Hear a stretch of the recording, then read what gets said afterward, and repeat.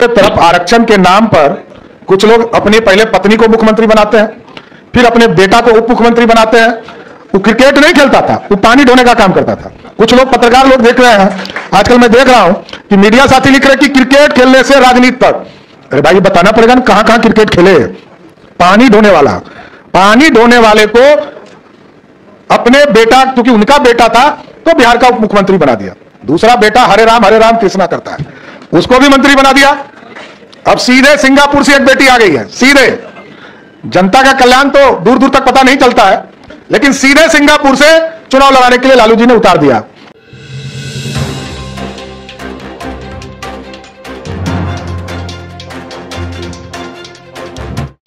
आप सभी साथियों को, भारतीय जनता पार्टी को मजबूत करने के लिए आप आए, सबका मैं स्वागत करता हूं। और आज देश के यशस्वी प्रधानमंत्री जी के नेतृत्व में यह पूरा भारत बढ़ रहा है। और किसी ने भी सोचा नहीं था इस देश में कि 2014 में जो प्रधानमंत्री नरेंद्र मोदी जी बने, उसके पहले का भारत और आज का भारत फर्क स्पष्ट दिखता है। कल तक जिस देश के लोगों का मान सम्मान दुनिया में नहीं दिखता था, दुनिया में हमारे प्रधानमंत्री नहीं दिखते थे, सिर्फ रिमोट वाली सरकार दिखती थी। आज हमारे प्रधानमंत्री भी दुनिया में दिखते हैं, और दुनिया में भी डंका सिर्फ भारत का बजता है, वो सिर्फ भारत के लोगों की कृपा से। आज ऐसा नेतृत्व हमें मिला है, जिस नेतृत्व में इतनी क्षमता है, देश को आगे भी बढ़ाना है। और आप सोचिए, हमको चौथा वर्ल्ड कहा जाता था, चौथी दुनिया के लोग कहा जाता था। आज देश के यशस्वी प्रधानमंत्री नरेंद्र मोदी जी के नेतृत्व में भारत, जिस भारत में आर्थिक रूप से हम गरीब दिखते थे, आज देश के यशस्वी प्रधानमंत्री जी इतना परिश्रम किया, पूरा फाइनेंशियल मैनेजमेंट का सिस्टम किया कि आज दुनिया के 5वें स्थान पर आर्थिक व्यवस्था में खड़ा हुए, तो वो नरेंद्र मोदी जी का नेतृत्व है। हम बिहार जैसे प्रदेश में है जहां फैक्ट्री नहीं है, पानी पानी है। और जिस इलाके से आप आते हैं, नॉर्थ बिहार, उत्तर बिहार के इलाके में 8-8 नदियां हमको तबाह करती है। एनडीए की सरकार के बाद तो हम इंफ्रास्ट्रक्चर पर काम कर पाए।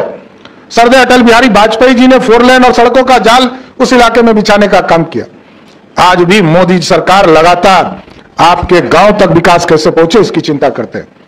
इसलिए हम साथियों, बड़ा स्पष्ट है कि इस देश को श्रेष्ठ बनाने के लिए कोई व्यक्ति निकला है। आज इसके पहले तो कई प्रधानमंत्री हुए देश में, लेकिन जिस तरह नरेंद्र मोदी जी ने सपना देखा है 2047 का भारत, आज हम 5वें स्थान पर हैं। मोदी जी का सपना है 2047 के पहले दुनिया के सबसे बड़ी ताकत बनना है, तो हमको आगे ले जाना पड़ेगा। और गरीबी, कल नवादा की पावन धरती पर उन्होंने स्पष्ट तौर पर कहा कि हम सत्ता में मौज करने नहीं आए, सत्ता में तब तक संघर्ष करते रहेंगे, तब हमारा काम पूरा होगा जब एक एक गरीब हमको मुख्य धारा में और अमीर बनने का काम, सपना इस देश में पूरा होगा। अभी गरीबी को हराना है। और आपने देखा किस तरह भारत के लगभग 80 करोड़ लोगों को, जब कोरोना की स्थिति बनी, लोगों को खाना नहीं मिल रहा था, रोजगार नहीं मिल रहा था। आज देश के यशस्वी प्रधानमंत्री जी ने कहा 80 करोड़ लोगों को पिछले 4 वर्षों से मुफ्त अनाज देने का काम मोदी सरकार कर रही है। खाने का भी चिंता मोदी सरकार कर रही है। और अब खाने के साथ साथ मोदी जी और नीतीश जी ने तय किया है कि बिहार के 8 करोड़ से अधिक लोगों का यदि वो बीमार पड़ जाए तो उसके इलाज कराने के लिए भी 5 लाख तक की व्यवस्था मोदी और नीतीश कुमार के आयुष्मान भारत के माध्यम से करने का काम किया जा रहा है। 1 करोड़ 79 लाख परिवार को हम पूरे बिहार में, जो गरीबी, जो जिसको नेशनल फूड सिक्योरिटी एक्ट के माध्यम से अनाज मिल रहा है, मतलब कहने का मतलब है कि जिसको 5 किलो अनाज मिल रहा है, उसको 5 लाख तक का मुफ्त इलाज करने का भी मोदी सरकार करने का काम करेगा। इसलिए साथियों, गरीबों की चिंता और महिलाओं के लिए आप सोचिए, इस देश में पहली बार बिहार में जब एनडीए की सरकार बनी 2005 में 50% का आरक्षण महिलाओं को दिया गया पंचायती राज में, नगर निकाय में। और आज देश के यशस्वी प्रधानमंत्री जी ने तय किया है कि 2029 का जब चुनाव होगा, पूरे देश में 1/3 सिर्फ महिला ही लोकसभा और विधानसभा में जीत कर जाने का काम करेगी। महिलाओं का सम्मान बढ़ाने का काम किया जा रहा है। इसलिए साथियों, गरीब कल्याण का काम किया जा रहा है, भारत को श्रेष्ठ बनाने का काम किया जा रहा है। और दूसरे तरफ क्या हो रहा है? दूसरे तरफ आरक्षण के नाम पर कुछ लोग अपनी पहले पत्नी को मुख्यमंत्री बनाते हैं, फिर अपने बेटा को उप मुख्यमंत्री बनाते हैं। वो क्रिकेट नहीं खेलता था, वो पानी ढोने का काम करता था। कुछ लोग, पत्रकार लोग देख रहे हैं, आजकल मैं देख रहा हूं कि मीडिया साथी लिख रहे हैं कि क्रिकेट खेलने से राजनीति तक। अरे भाई, ये बताना पड़ेगा ना कहां कहां क्रिकेट खेले। पानी ढोने वाले को अपने बेटा, क्योंकि उनका बेटा था तो बिहार का उप मुख्यमंत्री बना दिया। दूसरा बेटा हरे राम कृष्णा करता है, उसको भी मंत्री बना दिया। अब सीधे सिंगापुर से एक बेटी आ गई है, सीधे। जनता का कल्याण तो दूर दूर तक पता नहीं चलता है, लेकिन सीधे सिंगापुर से चुनाव लड़ाने के लिए लालू जी ने उतार दिया। दूसरी बेटी चुनाव हार जाती है तब भी राज्यसभा में। तो इस देश में लालू जी जैसे नेता जब तक रहेंगे तब तक गरीबों की चिंता नहीं हो सकती है, परिवार की चिंता हो सकती है। इसलिए आप लोगों से आग्रह करूंगा, ये मोदी है, सब मुमकिन है। और आपके आशीर्वाद से मोदी जी ने साफ तौर पर कहा, ये हमारा ताकत नहीं है, इस देश की जनता ने जो ताकत दिया कमल छाप के सामने बटन दबाकर, उसकी ताकत है। और आगे भी मजबूती से सरकार बनाइए, एकदम स्पष्ट रहिए।